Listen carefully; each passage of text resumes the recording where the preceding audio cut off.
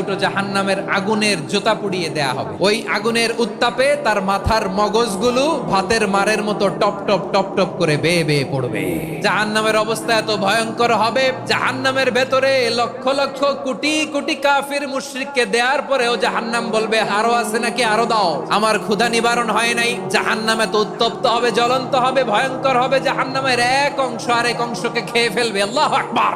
ফেরেশতারাও টালমাটাল হয়ে যাবে। জাহান্নামের রক্ষী ফেরেশতারা কি করবে তারা নিজেরাও বুঝতে পারবে না। কোটি কোটি মুশরিক কাফিরদেরকে জাহান্নামে নিক্ষেপ করার পরেও জাহান্নাম ঠান্ডা হবে না, শান্ত হবে না, বলবে হাল মিন মাজিদ, আরো আছে নাকি, আরো দাও। তখন আল্লাহ তাআলার কুদরতি পা জাহান্নামের ভেতরে ঢুকিয়ে দিবেন। দেওয়ার সাথে সাথে জাহান্নাম থেকে আওয়াজ আসবে, কত কত বিইজ্জাতিকা ওয়া বিকদরিক, আল্লাহ বিইজ্জাতিকা ওয়া বিকারামিক, আল্লাহ আপনার ইজ্জতের কসম, যথেষ্ট হয়েছে, এনাফ এনাফ। সুবহানাল্লাহ পড়তে পারলেন না মজা করে?